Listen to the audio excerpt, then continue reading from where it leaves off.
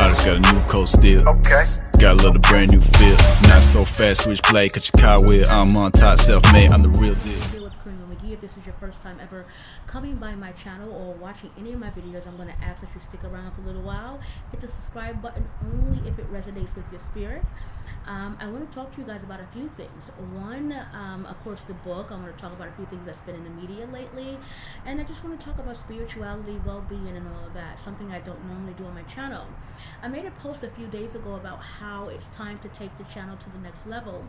When I first came to YouTube, it was after I had announced my retirement. I had went off of Facebook, Instagram, and all that stuff, and then announced that I was going to be retiring as a healer, and and all of that stuff. And also in the corporate world, I retired from working. I didn't want to work anymore. I didn't want to be a part of the rat race anymore. So I came to YouTube to talk about alternative medicine, natural health, well-being, and to help inspire people. And plus, being retired is one way of good, but then also if you are still alive and active, you still feel like there's some sort of contribution you can make to the world. And so I came back to YouTube to kind of do that. And I've been doing it in a way that's been kind of, leaning towards what the people want, what they're looking for, why they came to my channel in the first place. But there's still a lot of me that has not been shared with not only just my subscribers but YouTube. Now here's the other thing too: is when I'm talking or when I'm creating videos, I'm assuming that I'm talking to Tammy and D. Muhammad, and I'm talking to those people who are normally in the comments, not realizing that there are going to be people who are not tribe members who watch our videos. And sometimes I'm speaking from the book as if you guys are reading it. I'm in real time speaking from the book, and not even just, okay, these people have no idea what you're talking about. But when I'm speaking to my tribe most times. But let's talk about first the state of politics and all of that. Someone had asked me, how do you feel about the state of politics? And I just want to say that if you were not awake, then you would assume that it was Republican and Democrat. But I don't see that. I don't see that it's Republican against Democrat. I see it more as a spiritual warfare going on, and I see it as a means of separatism, separating parties. And so people get so wrapped up in, oh, I'm no longer a Democrat because being a Democrat is the reason why we have the state of our country and all of that. I don't see it as Republican and Democrat. I see it as people against people.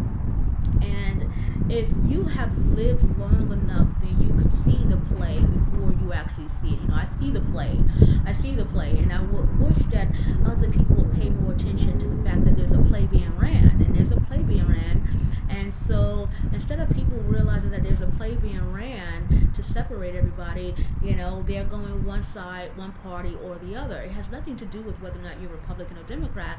It has everything to do with moving forward an agenda, and that agenda is traditionally, as I've been seeing the play run out for many years. Nothing is new under the sun. The play has always been is that in order for you to get a new group of people involved, you have to put the two known groups against each other. And so that's what I see happening, and that's all I have as far as in politics. What I think about that, I think it is unfortunate that we see more on our timeline of things that don't matter. We don't get to see the stuff that's happening in the cosmos. We don't get to see the fact, the planting of a plant on the moon by China. We don't get to see the stuff that really matters, that's really happening outside of our local areas, and that's unfortunate. But the play has been run for as long as it's been run, and I don't have any other thoughts other than that. So that's that. The next question was, what is the biggest misconception about? I think I try to meet people where they are, and because I accept them where they are, I think they think that they think that's nice. People are so used to being abused that they don't know when they are coming in contact with someone who is genuinely interested in them.